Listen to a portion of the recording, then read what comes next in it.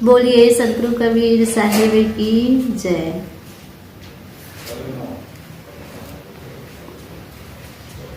मंच पर विराजमान गुरुजन, मोद मंगलमय संत समाज, सत्संग प्रेमी माताएं, मेरे लिए भी आदेश हुआ है, आदेश पालन हेतु तो आप सबकी सेवा में उपस्थित हूँ। गुरुमूर्ति गति चंद्रमा सेवक नैन चको, अष्ट पहर निरेखत रहो गुरुमूर्ति की ओर, गुरुमूर्ति की ओर।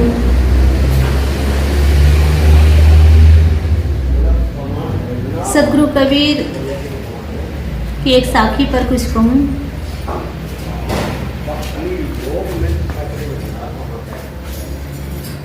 सतगुरु कबीर ऐसे तो मानव मात्र के लिए कहे हैं, लेकिन एक साखी पे विशेष संत महात्माओं के लिए कहे हैं। वो साखी है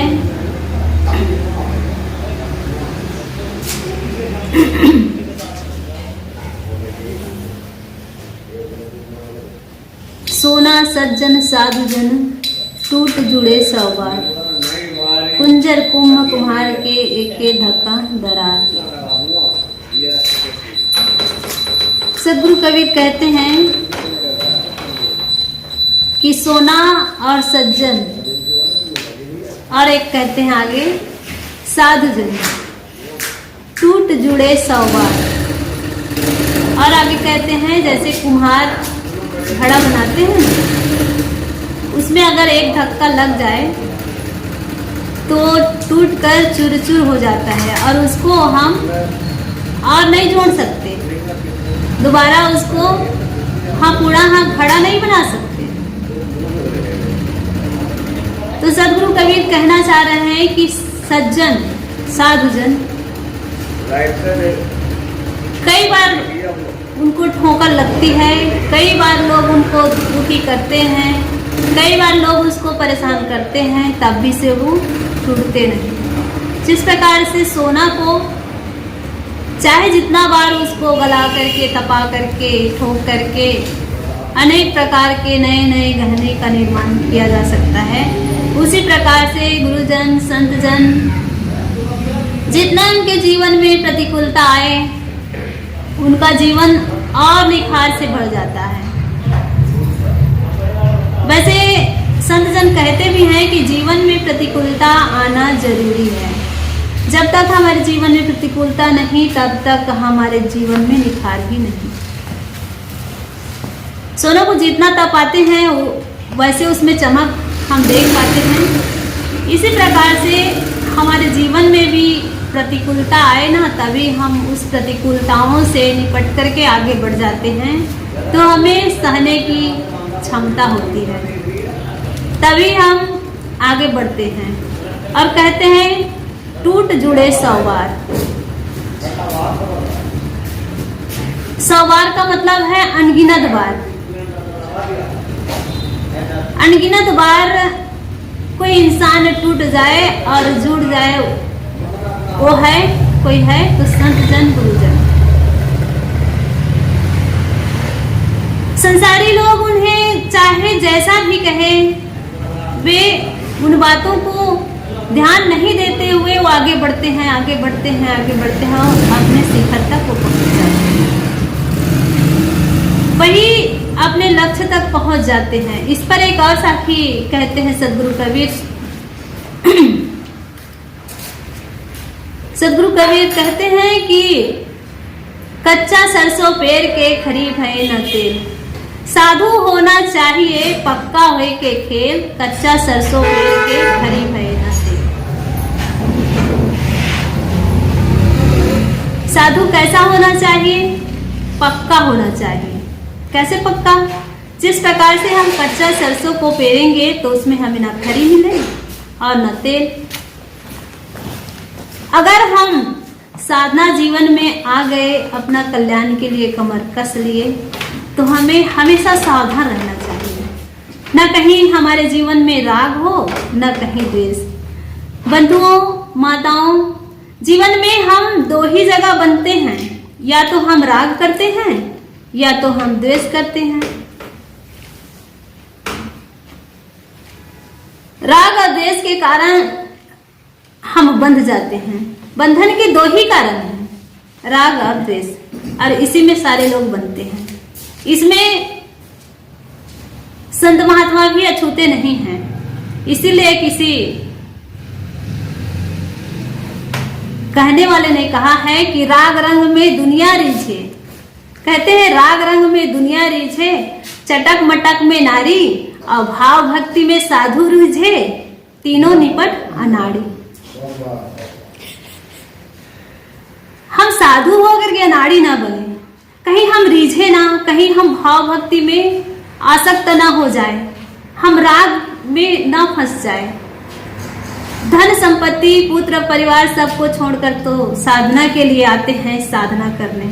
और भाव भक्ति, कहीं भगत बहुत भाव दे रहे हैं, वहां मान सम्मान ज्यादा हो रहा है, तो हम वहां राग में फंस जाते हैं और हम अपने कल्याण से कोसों दूर हो जाते हैं। कोसों दूर, कुछ दूर नहीं, कोसों दूर हो जाते हैं। तो हमें इस पर हमें विवेक करना चाहिए, हमेशा सावधान रहना चाहिए। कहते हैं सदगुरु कबीर कि सावधानी ही साधना है। जो सावधानी कहते हैं ना, फाहम आगे फाहम पीछे, फाहम दहने रेड़ी, फाहम पर जो फाहम करे सो फाहम है मेरी। हमेशा हम सावधान रहें, आगे पीछे ऊपर नीचे दाएं बाएं। कहा जाए तो हम पग पग पर सावधानी का हमारे जीवन में साधना हो। वैसे सदगुरु अभिलाष साहब जी कहते थे सावधानी ही साधना है। सावधानी घटी दुर्घटना घटी। तो दुर्घटना से हमें बचना है तो हमें हमेशा सावधान रहना है, हमेशा सावधान। जो इंसान हमेशा सावधान रहता है वे ना कहीं राग में फंसता है, ना कहीं द्वेष में फंसता है। तो हम अपने आप को संत मानते हैं, सज्जन मानते हैं, तो हमें चाहिए कि हम कहीं ना फंसे। दुनिया तो राग रंग में फंसी हुई है, और अगर हम साधना क्षेत्र में आके साधु हो करके भी हम भाव भक्ति में फंस जाएं, तो हमारे लिए ये बड़े दुर्भाग्य की बात है। हम तो कल्याण करने के लिए कमर कसे है ना, तो हम भाव भक्ति में क्यों फंसे? हमारे लिए तो संसार के सारे लोग एक बराबर हो, जहां जाएं। इसी पर मैं एक चर्चा कर रही थी अपने साथी से कि हमारे गुरुजनों की खूब सम्मान करते हैं लोग, खूब पूजा पाठ आराधना, और उनके सम्मान में कोई कमी नहीं होती है। तो क्यों वो लोग कभी उनके मन में भाव नहीं आती कि ये महात्मा, ये भगत अच्छे हैं तो इन्हीं के यहाँ आए, क्या करें कैसे, ऐसे करके उनके मन में क्यों बात नहीं आती है? तो हमारी एक साथी कही कि साहेब, जो आगे बढ़ जाते हैं, कहा जाए कि साधना में उच्च कोटि तक पहुंच जाते हैं, उनके जीवन में न कहीं राग है न कहीं द्वेष है। कोई उसको गाली दे दे तो ठीक, कोई उनका सम्मान कर दे तो ठीक, कोई भोजन के लिए पूछे तो ठीक, कोई ना पूछे तो भी ठीक, कोई पूछे तो कहे कि हाँ ठीक है मेरा प्रारब्ध में है तो मिल रहा है, कोई ना पूछे तो कहे कि मेरा प्रारब्ध में नहीं है आज, तो लोग मुझे नहीं पूछ रहे हैं। तो यही पक्की बात है, यही सच्ची साधना है कि जहां भी जैसे भी परिस्थिति में हो, हम अनुकूल में प्रतिकूल में हम कहीं खिन्न ना हो, तब तो हम साधु हैं। और कहीं हम खिन्न हुए और कहीं हम राग में फूले तो हम सच्चे साधु और सच्चे साधक नहीं हैं। हमें अपने आप को ही जांचना है, हमें कोई जांच नहीं सकता। कोई जांचेंगे तो हमारे ऊपर के आव भाव व्यवहार को देखेंगे, लेकिन हम अंदर से कैसे हैं उसको तो हम जानेंगे। हमारा मन क्या चाहता है, हम क्या चाहते हैं, किसके प्रति हमारा भाव ज्यादा है, किसके प्रति कम है, किससे हम राग करते हैं, किससे हम द्वेष करते हैं, ये कोई नहीं जान सकता, हम ही जान सकते हैं। तो जो बात हमें जानना है, इसके लिए हमें हमेशा सावधान रहना है। और अगर हम हमेशा सावधान रहेंगे तो कहीं हम भटकेंगे नहीं, कहीं हम रुकेंगे नहीं, आगे बढ़ते रहेंगे और हम अपने लक्ष्य तक पहुंच जाएंगे। हमारे जीवन में हमेशा सावधानी हो तो हमें कोई झुका नहीं सकते, कोई डरा नहीं सकते, कोई गिरा नहीं सकते, कोई हमें विचलित कर नहीं सकते। चाहे जीवन में कितने भी भाव भक्ति वाले भगत हो, हमें झुका भी नहीं सकते। चाहे कितने हमारे अपमान करने वाले हो, हमें गिरा भी नहीं सकते। तो हमें ये चाहिए कि हम किस क्षेत्र में आए हैं और क्या करने आए हैं, इस पर हमारा हमेशा फोकस रहना चाहिए। कौन क्या कर रहे हैं, हमारे बारे में कौन क्या सोच रहे हैं, लोग क्या कहेंगे, ऐसे कहते रहें तो हम एक पग भी आगे नहीं बढ़ सकते।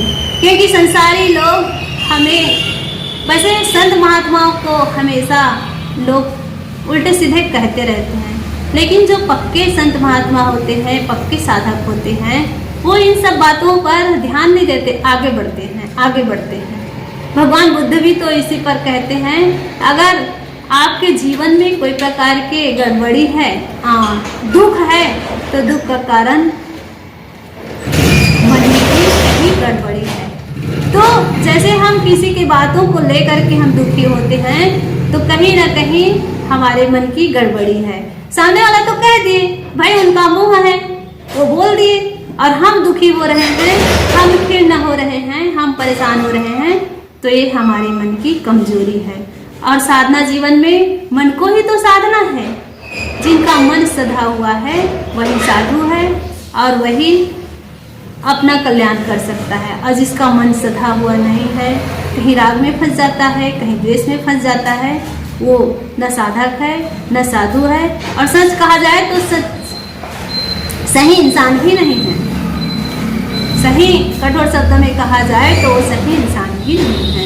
क्योंकि जो इंसान सधा हुआ मन से जीवन जीता है, चाहे वो गृहस्थ में हो चाहे वो विरक्त में हो, उनका जीवन बढ़िया, सुंदर, मंगलमय और कल्याणकारी होता है। और जो अपने मन को हमेशा किसी को देख करके, किसी के बारे में सोच करके परेशान होता रहता है, वो तो ना अपना कल्याण कर पाता है और ना दूसरों को सही रास्ता दिखा पाता है। तो मैं यही कहना चाह रही हूँ कि अगर हम साधना जीवन में हैं तो अपने बारे में ही सोचें, और लोग तो कोई बात कह रहे हैं तो कहने दें, और अपना साधना में ही अपना फोकस करते रहें, आगे बढ़ते रहें। और सद्गुरु कबीर की इस वाणी को अपने जीवन में धारण करके कि साधु होना चाहिए पक्का होय के खेल, कच्चा सरसों बेर के खरी भय न तेल। हम कल्याण करने के लिए आए हैं, तो अपना काम में ही अपना मन लगाएं, तभी हमारा मंगल हो सकता है, नहीं तो फिर कुछ नहीं हो सकता है। बोलिए सद्गुरु कबीर साहिब की जय। साहिब